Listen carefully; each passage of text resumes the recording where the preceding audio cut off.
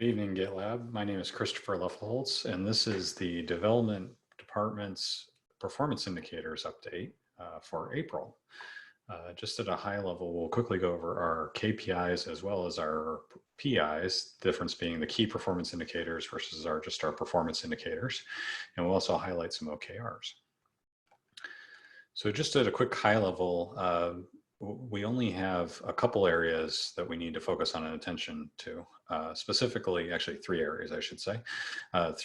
Three areas are development average location factor, development handbook update frequency, and mean time to merge. Those are the 3 areas that still need attention, but we'll go through them one by one here really quickly.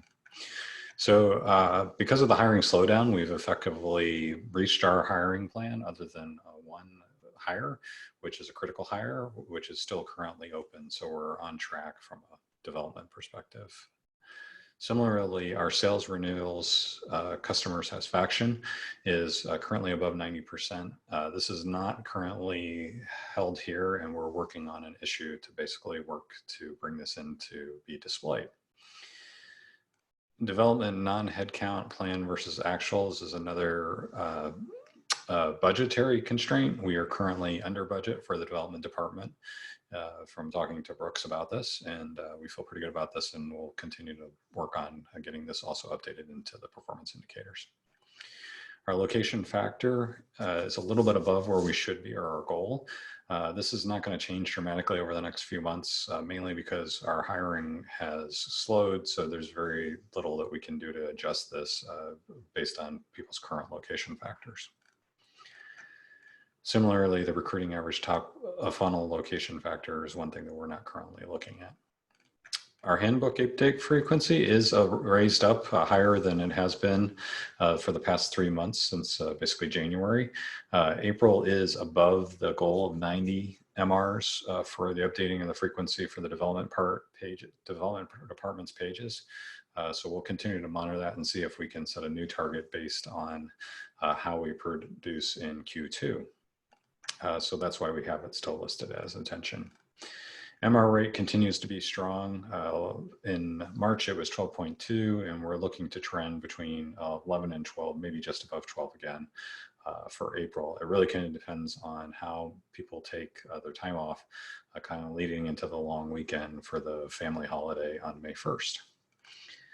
Mean time to merge is another area that we want to continue to focus on.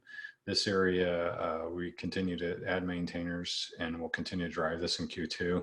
Our goal is to bring it down by a full day. We didn't quite make it there. We're closer to, I believe it's just about 4.3 or 4.4. So we have a little bit more work to do versus our goal of 4.21. We'll adjust this down as a new goal for Q2, and we'll see how it goes from there. And again, the way we're bringing that down is through adding maintainers to the pool and also looking at how we bring the tail in. Now we'll move to our regular performance indicators.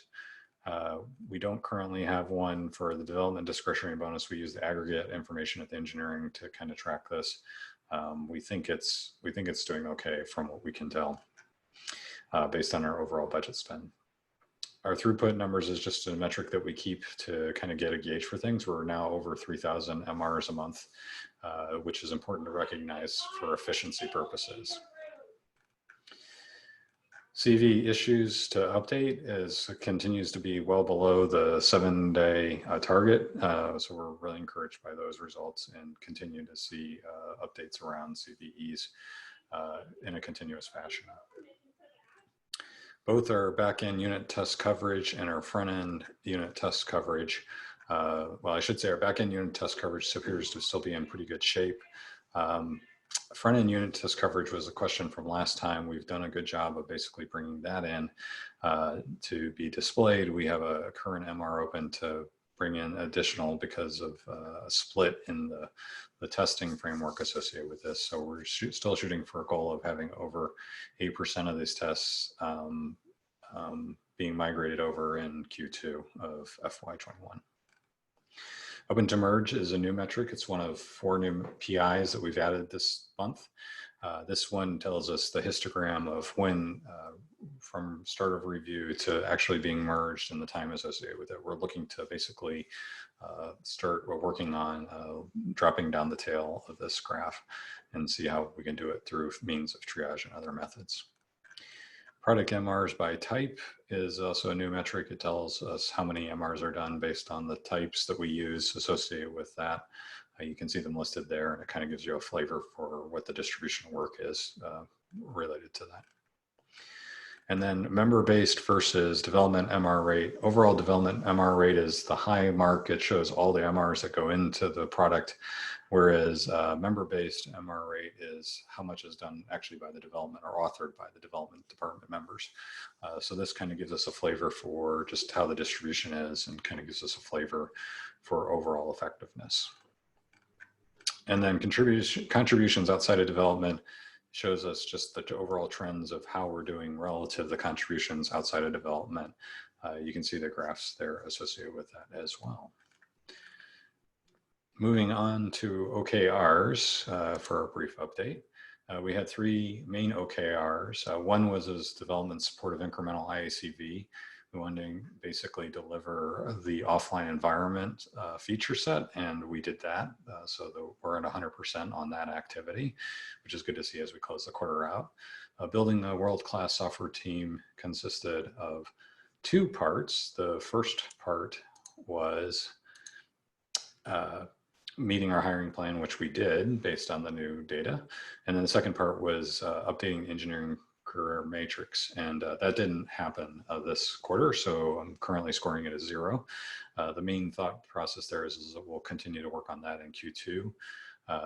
Part of the issue is we didn't effectively establish a baseline and didn't have enough focus there, but we had efficiency work and other things that kind of kept us from that work.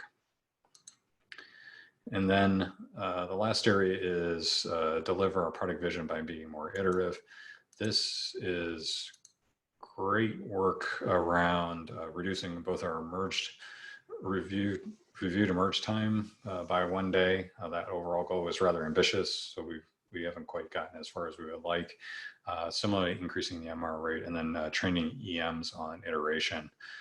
All 3 of those activities have seen progress. They're still being worked on to be scored for April. So we expect this number to go up probably close to about 80% would be my guess at this point.